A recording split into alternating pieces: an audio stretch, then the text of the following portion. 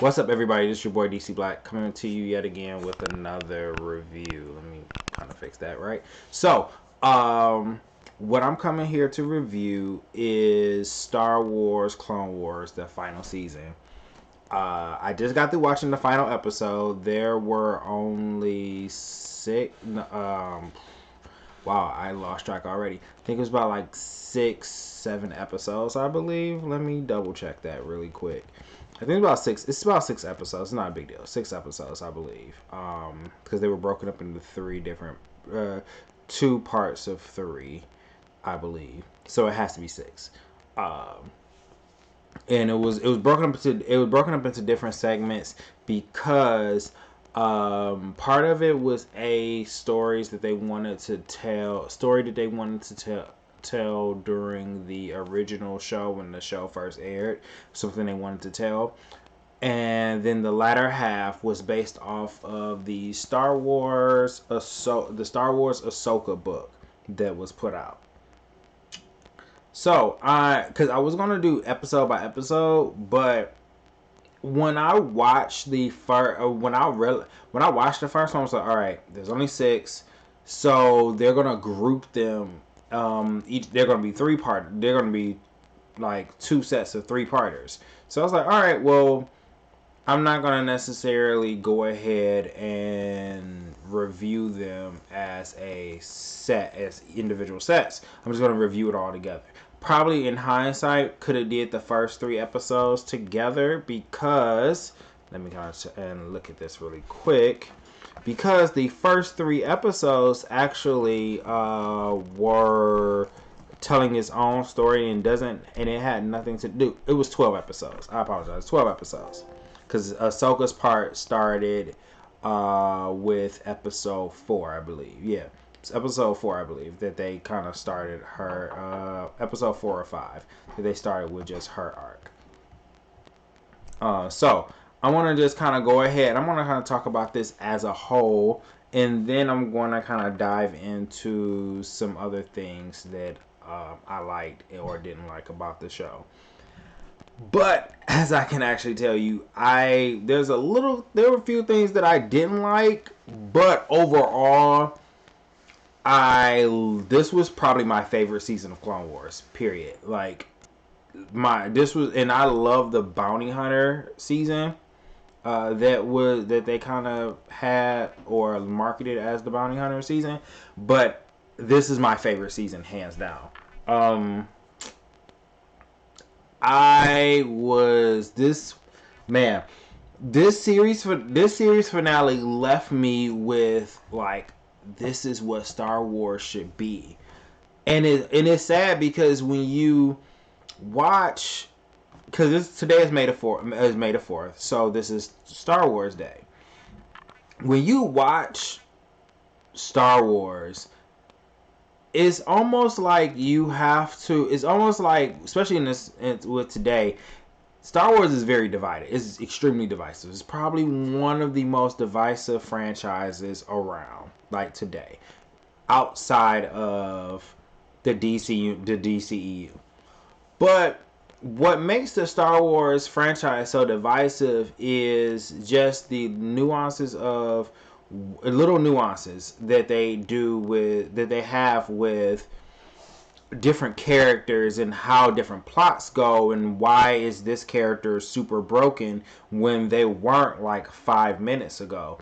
Story progression, character development, all of these things are are the things that essentially make people either love or hate Star Wars. The pacing with this, I'll kind of just start off with just kind of giving you before I kind of dive deep into it, I'll give you an overarching what happened. So, first 3 episodes was about the Bad Batch. Basically, it was Rex. There was, this is going to kind of be, this is, by the way, going to be spoilers. I want to try to leave as little spoilers as possible, but there will be some spoilers here. So if you don't want to and when I get to a particular spoiler, I'll kind of just let you know. But I want to kind of make it as very general as possible without spoiling it. right now. I'll let you know when I'm about to spoil something. But you start off with the Bad Batch, and this right here isn't gonna be a spoiler if you watch the show. And this is and this happened back in 2008. So I don't know what to tell you. This happened over like 12 some years ago. It's not a spoiler at this point, but there was a battle, and Commander Rex essentially had to leave a soldier behind, and he's had regret about that ever since. Well, what you discover is that soldier is actually very much so alive, and there's this battle that Anakin is supposed to be in charge of, and Rex and his crew are going out there, and they get help from these quote-unquote bad batch of clones. But the clones all got like some sort of like ability or something like that because they're part of the Bad Batch, and they're like essentially like a death squad. So you go through like the 3 episodes, you kind of discover some things along the way.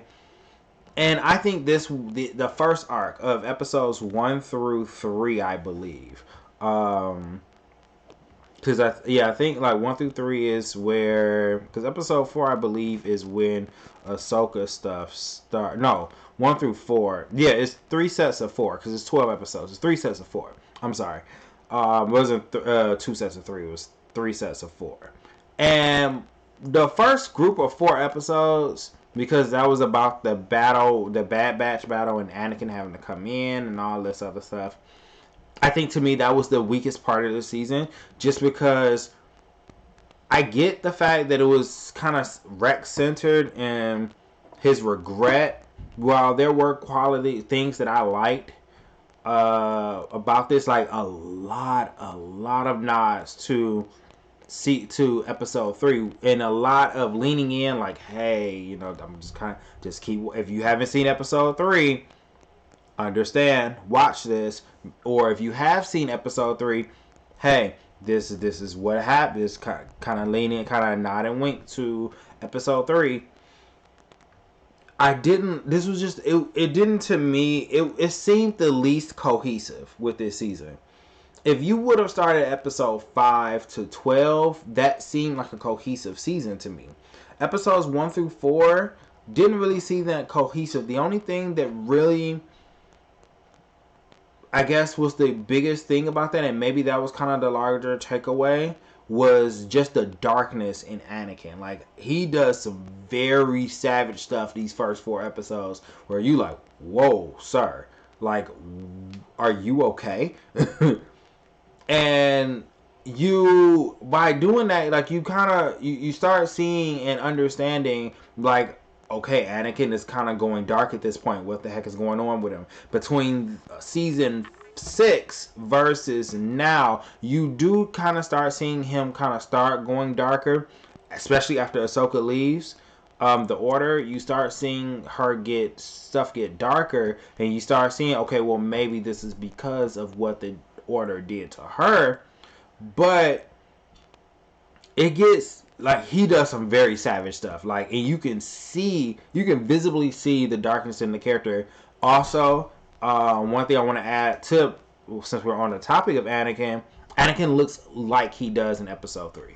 So does Obi-Wan, which I was like, great, you're starting, we're because I mean, if you watch the beginning of Clone Wars, you don't really see the progression to episode 3, how to them being their episode 3 counterparts. Not really. You don't really, I mean, of course he still has Anakin has the metal arm and all that stuff, but you don't really see the transition physically. You do, I mean, he's wearing the darker brown and the black colors, but you don't really see it. It's not until you get to this season that you see, okay, we're diving full deep into episode 3. We got them looking like the characters looking like themselves. We even have some verbiage from episode 3 said in the show. We're here. We're at the turning point, basically. We're at Anakin, just to use a wrestling term, we're at Anakin's heel turn now. So they get the soldier. The first 4 episodes to me were filler. It wasn't until we get to episode 5 that we're getting to something here. I don't understand now. Some of the when episodes 5, 6, 7, and 8 came out, a lot of people didn't like those 4 episodes, which I kind of don't understand why. Because with those 4 episodes you kind of begin the you begin to see you start Ahsoka's book. Basically, there's an Ahsoka novel out, you can go buy it, but you kind of get the start of that. That's where you're starting that at episode 5. Also, kind of going back to episodes 1 through 4, like I said, you get little things with Anakin. Like, for instance, you get to see that while he's been on the battlefield, the clones kind of guard him while he goes goes essentially into the closet, and basically hides his communication with Padme.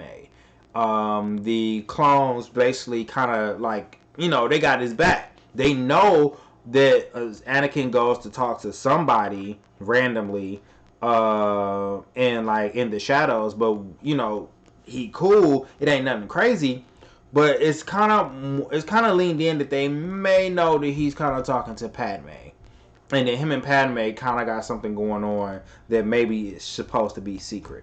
I like that. They hinted at it in previous seasons of Clone Wars about how if Padme got hurt or she got kidnapped, then Anakin goes he loses his freaking mind. But it's only with these first 4 episodes that you really see. Even with Obi-Wan is what is Anakin doing? And they basically tell Anakin, hey yo, Obi-Wan is coming. You gotta wrap that up. So I like that. But now getting back to 4, 5, 6, 7, 5, 6, 7, and 8. This is where we get started. We see Ahsoka again. We see that Ahsoka is basically on her own. She runs into these two sisters. One is Trace. The other one, I don't remember her name. I want to say is Trace, and I want to say it's something kind of crazy. It's either Trace and I don't remember the other girl's name. But anyway, it's with these two with these two sisters, the Martez sisters. I'll just call them the Martez sisters because I don't remember the other girl's name. But you have Ahsoka with the Martez sisters. So Ahsoka meets the younger Martez sister, builds a bond with her, helps her out, kind of have these antics. I will admit, when I first watched part 5, I was like, okay, this is kind of slow too. When are we gonna get to the good stuff? When are we gonna get to the meat and potatoes? You done gave me my appetizer already with episodes 1 through 4. It was fine, I guess. My appetizer was cool, but now I need my main course. I need my meat and potatoes before I get to my dessert, which is gonna be the final episode. So when you watch episode 5, it's okay, we still kind of moving really slow. Let's speed this up a little bit. Which it does speed up by the time you get to episode 6 and 7 as well. And then it climaxes at 8. But I understand the point of 5. Looking back, I understand the point of 5 because 5 was it shift gears to Ahsoka, but you have to establish, there's a few things you need to establish. And if for people that maybe haven't watched the show in a while, you need to remember this, that number 1, Ahsoka is not in the Jedi anymore. Number 2, everybody don't know that Ahsoka was a Jedi, nor do they know, or that she was in the Order, and that she left the Order. 3, you don't know that you get to see the fact that everybody's perspective.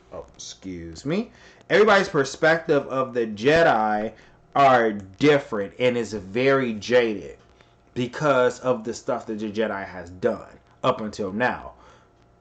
You get to see that, and it's okay, well, I'm understanding what's happening here. I understand that the fact that we got to establish that basically the common person hates the Jedi because they look at them as being cold and ruthless, and just soldiers basically with light blades or whatever. Um, you also get to see that people basically hate the Jedi. You get to see that Ahsoka is really trying to play down the fact that she has Force abilities, but it's not until the youngest Martez sister is in danger that she's like, "All right, I gotta start using my Force pull or whatever." And that's when, which I was kind of shocked about, that when she when that, and this is kind of be kind of a spoiler, when she saves the Martez sister, uh, that you don't nobody else see her use her force powers, because I thought that's how that was going to go, that everybody's going to see, everybody around her in that sector is going to see that she is a force user. I thought that's what was going to go, but you kind of like mysteriously no one sees her, which I'm like, okay, that doesn't make sense, because if they see this girl fall, you're going to essentially see her be caught using the force, just freezing in midair. But then, like I said, you move forward with these 4 episodes. Some stuff happened. I don't want to get into the details of that, because, like I said, it's gonna just be mild spoilers every now and again. But I'm not gonna reveal that. I want you to. I definitely, overall, if you're not getting the gist of this, go watch. This is the final season. Even if you gave up on Star Wars, hear me out. Even if you gave up on Star Wars after The Last Jedi, and definitely after Rise of Skywalker, go watch this. This is what Star Wars should be. This season is what Star Wars should be.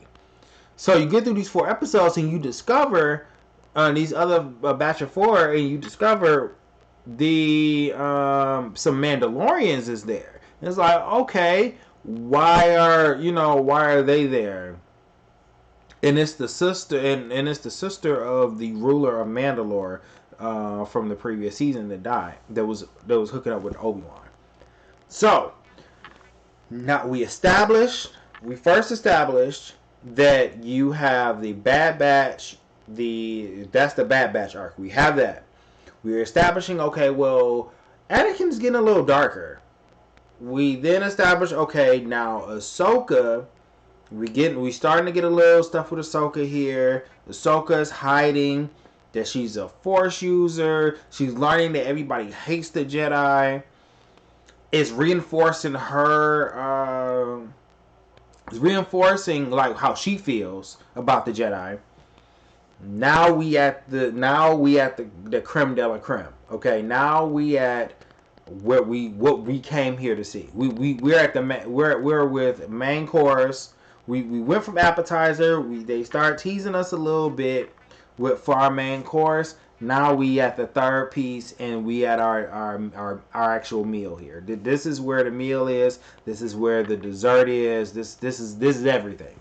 So we get to the final 4 episodes, the fight on Mandalore, and by God, these episodes are amazing. So I don't even know where to start. We just gonna get started with how it starts. We're gonna just start at the beginning. We start with Ahsoka seeing, and this was in the trailer. You see Anakin and Obi-Wan seeing Ahsoka for the first time in a long time. They see her again. They see that she's grown up. And they like, oh shoot. So Anakin is excited. He like, man, I got my Padawan back. Man, everything about to be good. Me and her used to roll together. Man, we was road dogs. We fought in so many battles together. He called her Snips. That was my little Snips. We fighting. We here. We gonna end this. If can't nobody else end this war, me and her ending the war together. So you see her. She's with the Mandalorians, and they basically telling them about what's going on with Maul. And they like, we know where he is. Let's go get him. Let's go pick him up, basically. So this is kind of how you start seeing, and this was kind of like how I started, which I kind of already felt this way about the Jedi. But this is how you start seeing that the Jedi are the problem. The Jedi are the problem. The dark side is an issue in itself, but the Jedi are the problem. They're the main problem. You start seeing that here because we start seeing just the Jedi are really starting to walk and act in pride, like pride, wanting to be very bureaucratic instead of doing the right thing.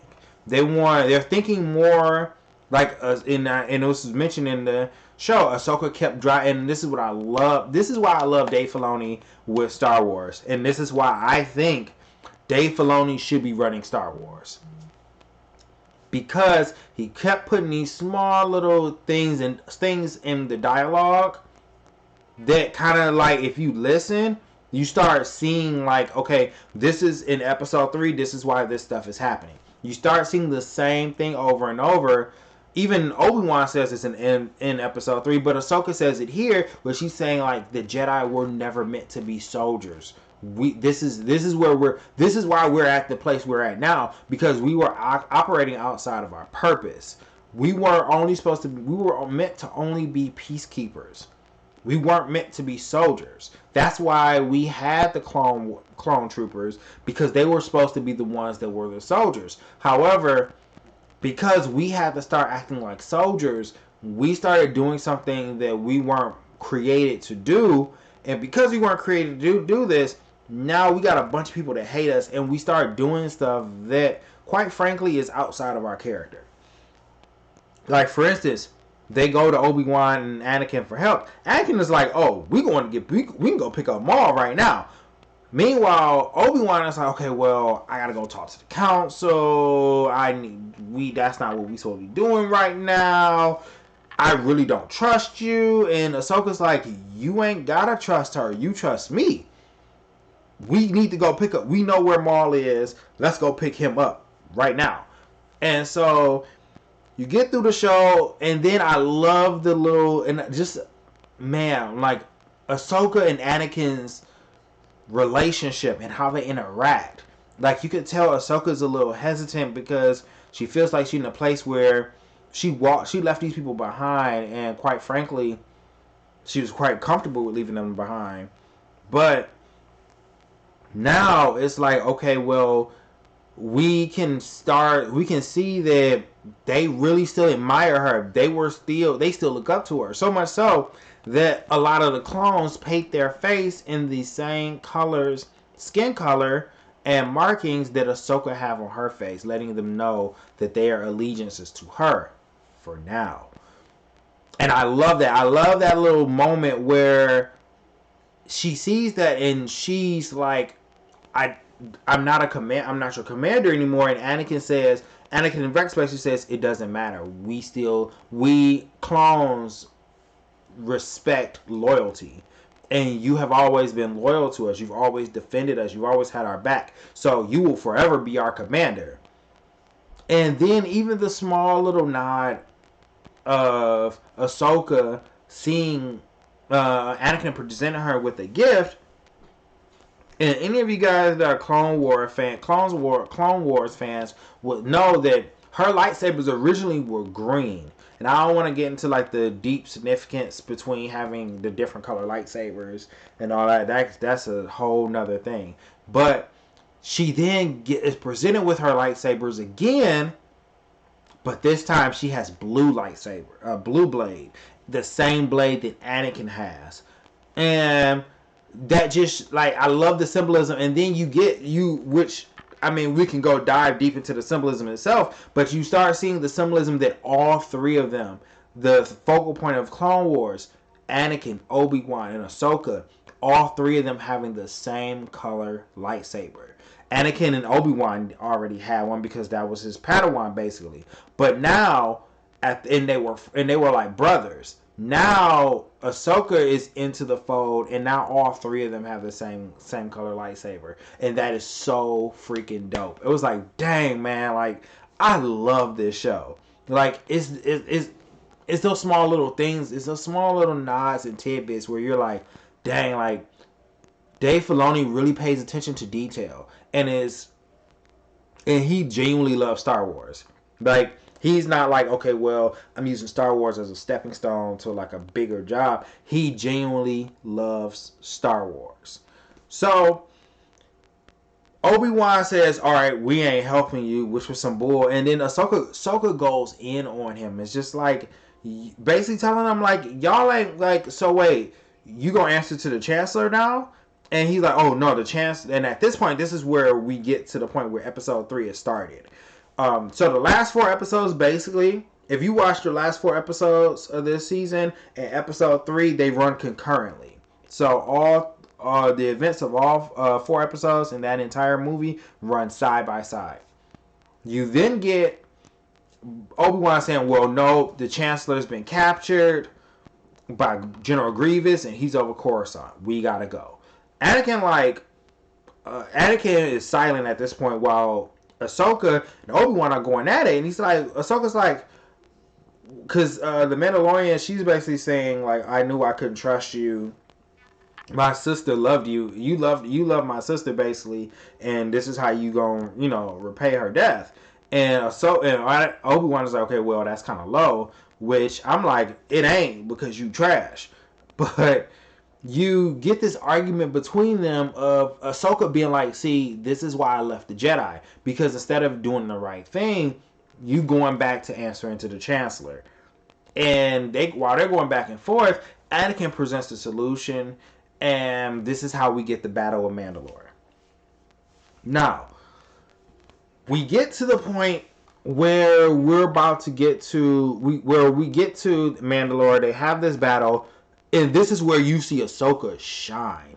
Ahsoka, and like, I really liked Ahsoka, but I didn't realize how amazing Ahsoka was until I watched these last 4 episodes. I was like, yeah, Ahsoka just became my favorite character. Like, hands down. Like, she just became my favorite character. Like, the way she fought. Like, when I say these last 4 episodes, she fought her butt off. It's like, man, like, you really know she was trained by Anakin because wasn't nobody touching her. Even when you thought she was about to lose, she was like, no, I was trained by the best. By the best of them, I was trained. You're not taking me down. She fights her way through Mandalore. That she ends up running into, and her blaster reflect, how she reflects like blaster fire is A1. It's probably some of the best in the whole freaking show. You see her, she runs in the mall. She finally runs in the mall, and then you get to my favorite episode of this season, which was called, and I remember it because I remember the title rather because it is truly my favorite. It was called The Phantom Apprentice. Now, for anybody that's Star Wars fans, you know that episode 1 was called The Phantom Menace, which was, if you like, each title of Star Wars has symbolism, or it's symbolic for something, and is to basically give you a message ahead of the story. And when you watch it and you watch the story play out, you can reflect back on the title and understand why it was called what it was called. This was called, the first movie was called The Phantom Menace. It was called The Phantom Menace because you had this mysterious force that was causing all of this mess, and that no one knew who it was, some kind of dark lord or whatever. You don't really know who this menace is, but you know it's there. You kind of starting to see this, okay, something is going on. Somebody is playing a role here. Then you get to see, okay, well, now you get to the point where Qui-Gon is on Tatooine.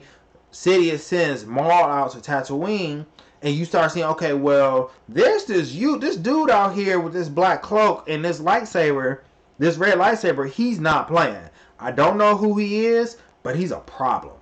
By the time you get to the end of the movie, Maul, quote unquote, dies. As you can see at the poster, he clearly didn't die. You understand, okay, the Phantom Menace was talking about the rising of the dark side of the Force. That the dark side of the Force was kind of, there's some type of dark lord or something like that kind of playing a role in shaping events to come. But now you get this episode called The Phantom Apprentice. And The Phantom Apprentice is talking about Maul. You think, okay, the way this episode go and what happens, you will think, oh shoot, The Phantom Apprentice is Ahsoka, which is this episode, the name of the episode, Phantom Apprentice, is a double entendre because the Phantom Apprentice is not only talking about Maul, but it's talking about Ahsoka too, because they're both on the outskirts on different sides of the coin. While Maul is the Phantom Apprentice of the dark side, because by this time, when Maul came back, there's only supposed to be the rule of two, right? Dark Sidious had Count Dooku. But Count Dooku Count Dooku had somebody, Asajj Ventress. But with Asajj Ventress, you ended up having Maul, not only Maul coming back, but Asajj Ventress also got Savage Opress, which was Maul's brother. So you got all of this, the nuances with the dark side going on. Savage Opress dies. Asajj Ventress basically disappears. You then have what's his name? You have Count Dooku died. Count Dooku is fighting, but Maul is still alive. So you have the Phantom Apprentice and Maul. But on the opposite side of that, what you have is the Phantom Apprentice and Ahsoka, where you have Obi-Wan and you have Anakin, who was his Padawan. But she's the Phantom Apprentice because she stopped being in the Order. She left the Order. But she was Anakin's apprentice. While leaving the Order, she still survived. With the rule of two, you're only supposed to have a master and an apprentice. But that kind of got thrown out the window when Maul decided to stick around. And both of them were Phantom Apprentices, basically. The fight between Maul and Ahsoka was some of the best lightsaber dueling I've ever seen from Star Wars, period. My favorite will always be Obi-Wan and Anakin, just because of the emotion of that fight. The fact that Anakin legit, if he would not have been arrogant and would have just calmly fought Obi-Wan, he would have beat him. But this fight is number two for me because you have the emotion. You have the fact that Maul is warning Ahsoka, like, my master's plan is coming to fruition, and stuff is about to change, like drastically change. I can feel it in the dark side of the Force, like something drastic is going to happen. Before that, though, I'm kind of getting a little ahead of myself. Before that, though, we see some more nods to part 3 by an exchange between Ahsoka and Obi-Wan. Not gonna get into the details. Go watch it. But you go watch the episode. But what you do see is and here's the thing. With what's happening here in this episode, we're starting to see events of part 3 take shape, like Ahsoka finding out that Count Dooku died by Anakin's hands. You actually get to see in this episode how Obi-Wan felt about Count Dooku's death and how that his death took shape. You get to see some more, and which is why I definitely want to see the Obi-Wan show, because I think kind of going into the psychological aspects of what was going on in his head post episode 3 would be a great kind of arena to explore. But you get Obi-Wan, you get Ahsoka and Darth Maul's fight. Well, he's not called Darth Maul anymore because he's not a Sith. He's not technically a Sith. He is just a dark side user. And you basically get this amazing fight between them two. And I want to talk about the animation later, because animation in a minute, but my goodness, this animation is superb. The animation just in this episode alone, I'm like, oh my gosh, this is what Star Wars should be. Like, me and KD, he's been on Save Point before, so you guys will recognize his voice. But we were having a conversation about this, and he was just telling me his misgivings about Clone Wars at first because it was animated. But one of the things I was explaining to him was the fact that there's things you can do in animation that if you do it in live action, your CGI gotta be on point. But even then, it won't look as good as it would look animated, because when you're animating something, the body should still move as a human or humanoid figure would be able to move. But you're able to get away with certain things in animation and make certain things look cooler in animation than they would if you try to CGI it. Classic example is multiple films. Is really that when you look at it, the CGI. It's like when you look at a certain movie when in CGI it doesn't look that good, and you like, that kind of looks a little bad. There's certain things that only animation can pull off. You can break certain laws. You can literally break certain laws with animation, but you can't do that with live action because it looks weird. The animation for this episode was superb. It was probably some of the best animation that It was some of the best animation that I've seen out of this show.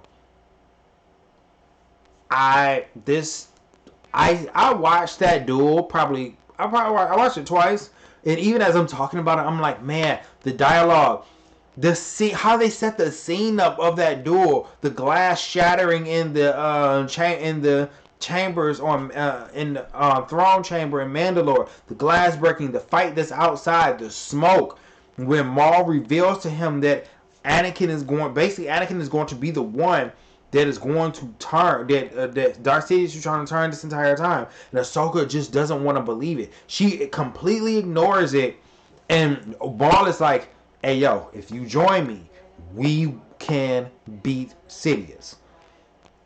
And Ahsoka's like, okay, but answer me this. And she goes to answer questions, and she like, you know what? That's why you're a lie. You're a liar. And they go to fight. And Ahsoka gives Maul those hands. She puts in that work.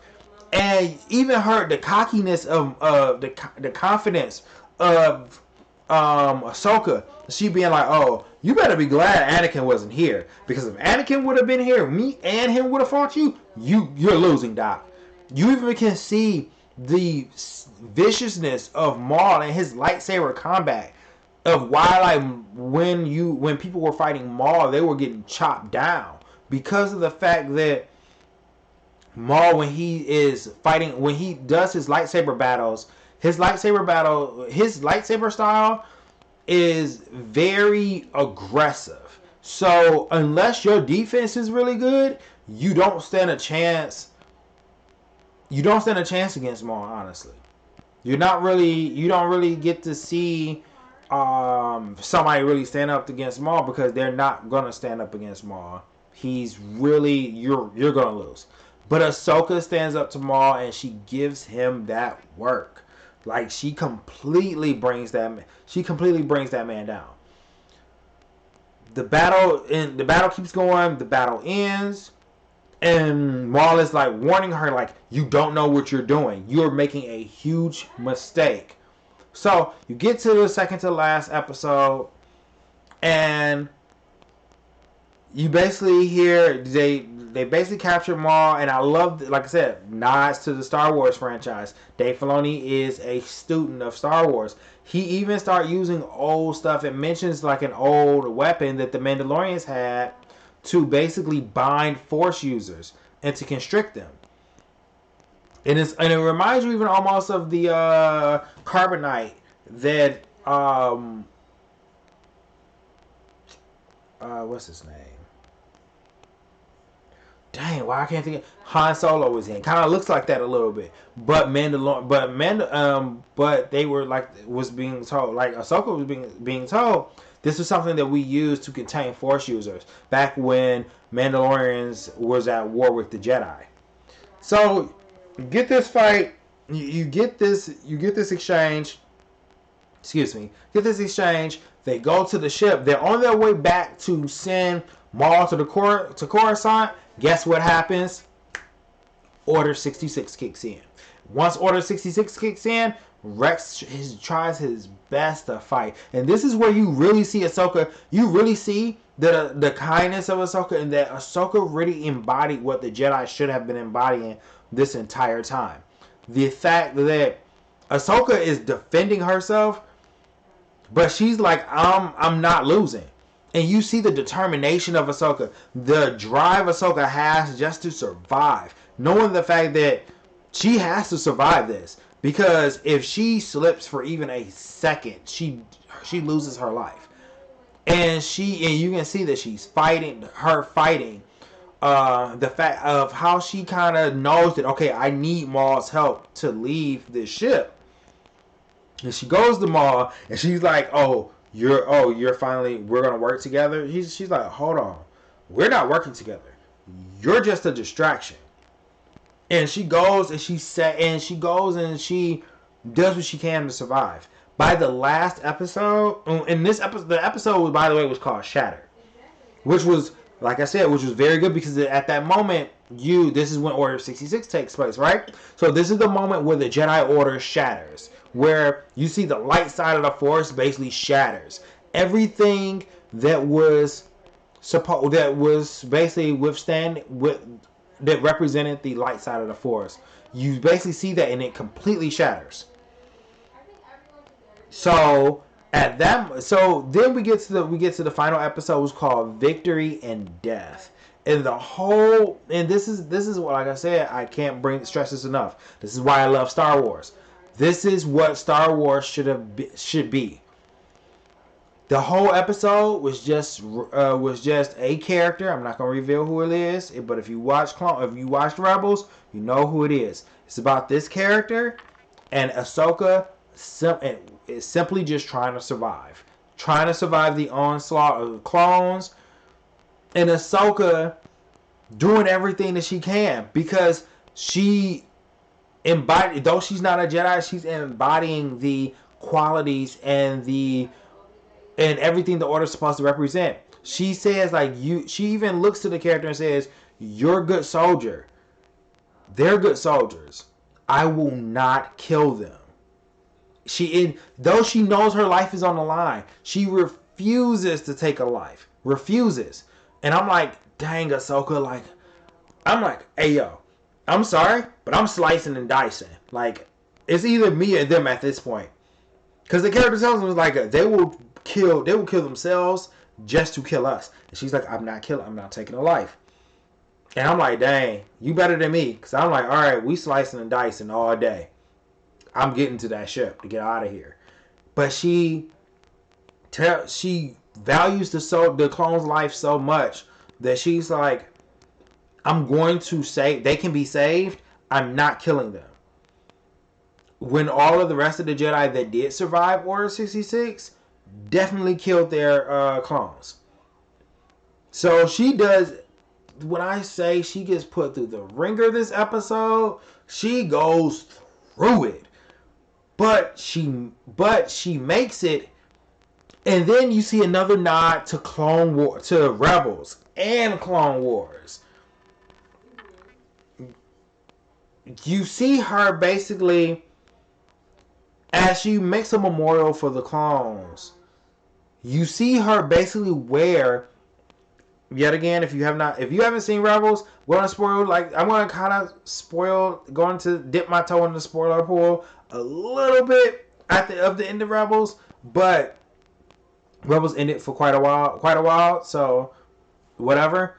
She wears this gray cloak at the end of Rebels, and it's to symbolize the fact that she's no longer, which you see the start of, you see it here, you see the fact that she's showing off not a Sith, but she's not a Jedi either. She's something else. And you see her in this episode wearing this gray cloak covered in soot. And I'm like, oh my gosh. That's sort of the same thing she was wearing at the end of Rebels. And Dave Filoni mirrored Ahsoka's ending with Rebel in Clone Wars to her ending in Rebels. And it's like, dog, why is this show so good? Why is this season so good? Man. And then she even understands the fact that, okay, if Order 66 is happening, if the Jedi are being hunted, if I don't leave some evidence that I died here, they're going to hunt me. So she takes her lightsaber, her larger one, not the small one, the larger one, and she drops it at the site of their graves and then disappears. At the episode closes with the clones are there, the stormtroopers rather are there, but you see Darth Vader at this point. This is the second appearance. This is the second time you see Darth Vader in Clone Wars, and you see him. He walks and he grabs her lightsaber and flicks it on as if he knows the fact that this was Ahsoka's, because Darth Vader is Anakin, so he would know that he didn't lose his memory, so he knows that he gave this lightsaber to her. So when he sees this, he sees this and he automatically knows, which was a nice nod, because when you watch Rebels and Ahsoka reappears, Ahsoka senses Darth Vader and senses something familiar about him. While Darth Vader the same way, he senses something familiar, but he's like, I thought she was dead. And you see and how you know this, because if you go all the way back to episode 4 or 5 of this season, where Ahsoka's arc started, when she flies off with the Martez sisters, Anakin can sense that Ahsoka's on that ship. And because one of the guys there saying like, oh, this ship shouldn't be flying this close. It's flying in military lines. We should go chase after him. He reaches out into the Force and picks up that Ahsoka's on that ship, and he there's a little twinkle, but there's a deep sadness too, because he knows that Ahsoka didn't come to him, and he says, nope, just let it go. And you can see how he's saddened by the fact that Ahsoka, he doesn't have Ahsoka anymore. And then flip side, coming back to go to Rebels, when you see her fight Darth Vader, you can see the anger and rage that's in Anakin, and how they fight, and just the grief that's between these two as they fight each other. But another thing that you catch, and it's very small, but if you catch it, if you see it, you'll catch it. Above Ahsoka's lightsaber and above Darth Vader, you see a bird, and it looks like an owl. That owl is the daughter. And if you remember from the Clone Wars episode, the daughter is one of the force beings that they met on Mortis. And when she was supposed to represent the light side. And the daughter was close with Ahsoka because they were friends. And you see her fly around, the lightsaber, which you see this again in Rebels. And that concludes the show. But it's just with those little small nuances. It's those small little things that you see and you like, man, Dave Filoni loves Star Wars. This is why I know, to me, and this is just my opinion, I know that Dave Filoni should be the one running Star Wars. Not Kathleen Kennedy and that trash stuff she put out with the Star Wars, with that sequel trilogy. But he rather knows Star Wars. He knows the lore. He even knows Legends continuity stuff. And he knows how to incorporate that and weave that into canon. What to leave in Legends. What you can kind of bring into canon and kind of rework it a little bit so that it works in canon. He knows how to make he knows that Star Wars is about good character development. You need lightsabers. He knows everything that Star Wars need in order for it to be a successful franchise. So, with that being said, I'm going to rate this. I'm going to rate this show this season because I like rate. I'm going to grade it, whatever. This definitely beyond the shadow of a doubt, this gets. I'm not no.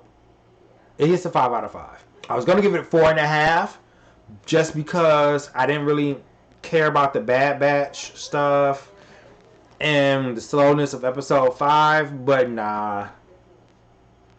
I think I would still give it a 5 out of 5 because the Bad Batch episodes was important for you to, though they weren't really my particular favorite, it was important for you to see the darkness in Anakin. The Anakin was getting darker. He was getting darker throughout Clone Wars, but you can really see, okay, we're at episode 3 Anakin at this point. And it was very important to the French. It was very important to all the episodes. And even when you look at the poster, you can see that the focal point. I don't want to get too deep, but you can see like the triangle, and a lot of times when you see this in posters or paintings or anything like that, that triangle formation that you see is very important and it's made and is very significant. If you look at that poster right there, that triangle is between. There's a triangle between Obi-Wan, Anakin, and Maul, but there's another triangle which I think is the most important one between Ahsoka, Obi-Wan, and Anakin. That lets you know that okay, these were the 3 main people of Clone Wars, but the triangle is flipped upside down with the point being with the top part of a triangle, this part being pointed down at Ahsoka because she's the most important one, and that there's going to be a divide between Obi-Wan and Anakin pretty soon. Not to be super deep, but yeah, this is 5 out of 5. I will grade this an A. If you want to let a grade, I'll give it an A plus. This season was fire. The animation, voice acting, fire. Yeah, and I wasn't really planning on this review being an hour long, but yeah, like I love it. I loved everything about this season. I loved everything about this season as far as with story connectedness. There were some areas that were slow that I particularly didn't care for, but sometimes you got to get over you got to eat your vegetables before you get to the steak. You got to eat your vegetables before you get to the steak, and you got to eat your main course before you get to the dessert. So, with that being said, I want to wrap this up here. If you guys like this review, please hit the like button. Subscribe to the channel. Leave your comments down below. What did you think of Star Wars Clone Wars? If you hadn't watched it, does this convince you to watch Clone Wars? By the way, if you do decide to watch Clone Wars, don't watch it. If you got Disney Plus, don't watch it from season 1 on down. Go on Google, type in Star Wars Clone Wars watch order, and that will show you the order that you need to watch the episodes, because the episodes did not air in order, in narrative order. They were kind of all over the place. So, with that being said, yeah, that's kind of where we wrap up. And I'll see you when I see you.